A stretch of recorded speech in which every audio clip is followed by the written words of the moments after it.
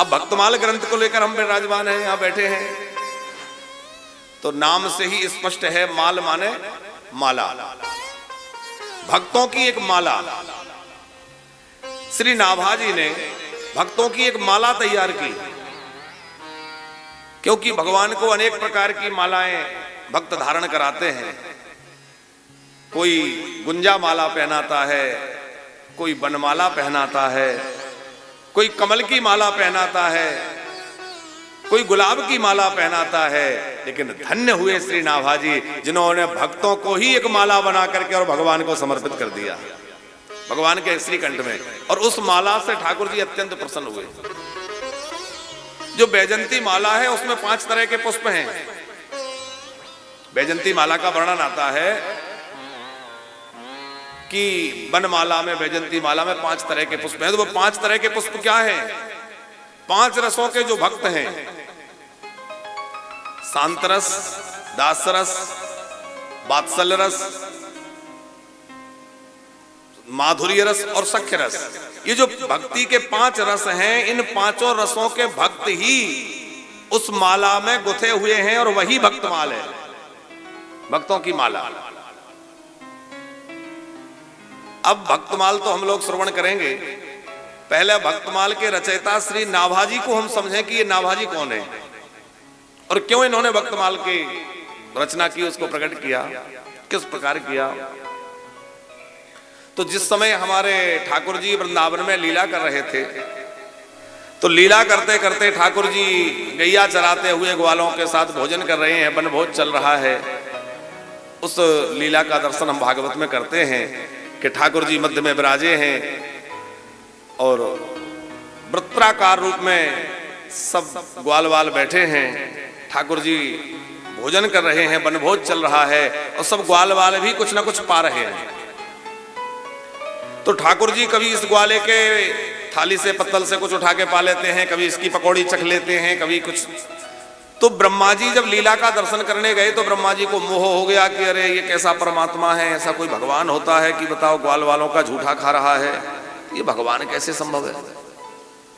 अब जब ब्रह्मा जी के मन में संदेह हुआ तो ब्रह्मा जी को लगा कि इसका तो परीक्षण होना चाहिए, परीक्षा करके देखें कि आखिर ये ब्रह्म है या कोई मनुष्य है।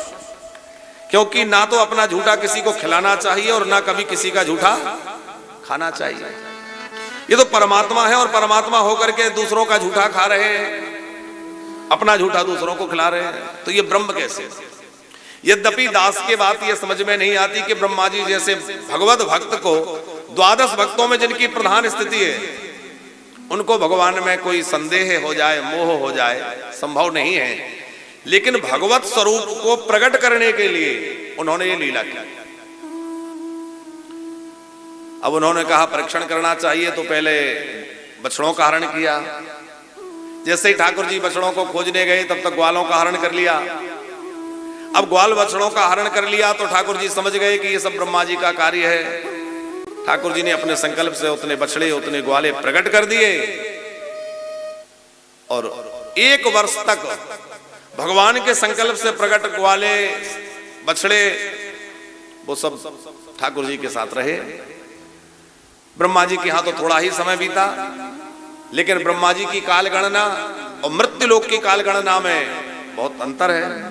तो वहां थोड़ा समय व्यतीत हुआ, लेकिन यहां 1 वर्ष व्यतीत हो गया। ब्रह्मा जी को भान हो गया, बोध हो गया कि अरे ये तो परमात्मा है और मुझसे बड़ी भूल हो गई। तो वो क्षमा मांगने के लिए आए, अनेक प्रकार से भगवान से स्तुति करते हुए, भगवान की प्रार्थना करते हुए क्षमा मांगी कि प्रभु मुझे क्षमा कर दीजिए, मैं रजोगुणी हूं। जैसे विष्णु सत्वगुणी है, भगवान शंकर तमोगुणी देवता कहे जाते 3 गुणों में, और ब्रह्मा जी रजोगुणी।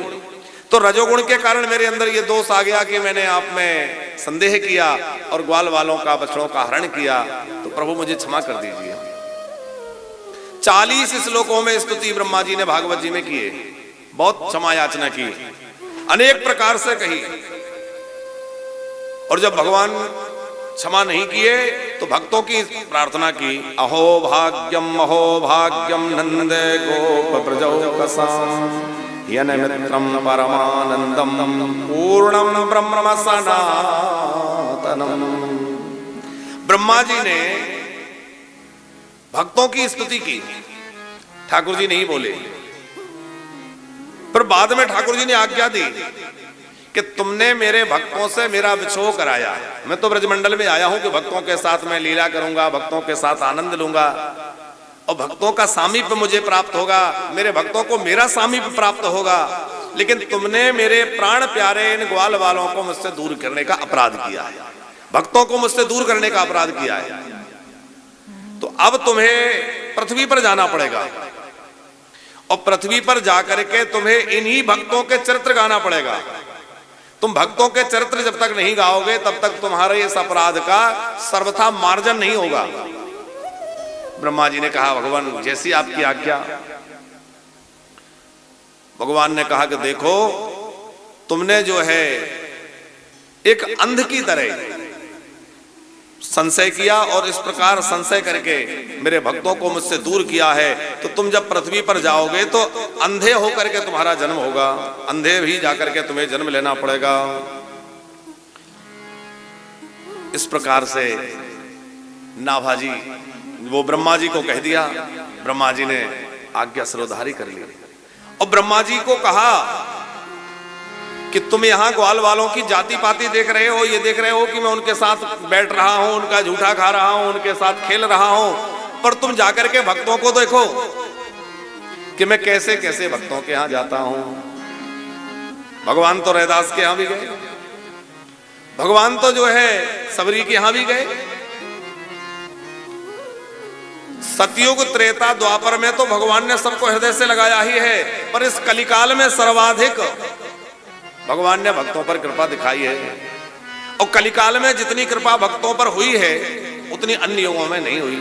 अन्य युगों में कृपा तो भई है, पर बड़े साधन के बाद, बड़ी कठिन तपस्या के बाद, बहुत साधन करने के बाद भगवान रीझते हैं। पर कलिकाल के भक्तों पर तो भगवान बहुत जल्दी रीझते हैं, कलयुग में भगवान बड़ी जल्दी कृपा करते हैं। तो कहा कि अब तुम्हें पृथ्वी पर जाना होगा। ब्रह्मा जी ने आज्ञा सिरोधारी की और कहा कि मैं जाऊंगा। भगवान ने कहा कि देखो तुमने मेरे भक्तों को देख नहीं पाए, मेरे स्वरूप को नहीं देख पाए, तो तुम अंधे होकर के जन्म लोगे। ब्रह्मा जी ने आज्ञा सिरोधारी की और वही ब्रह्मा जी कलिकाल में लगभग 1700 संवत के आसपास आप जो है हनुमान वंश में प्रकट भये।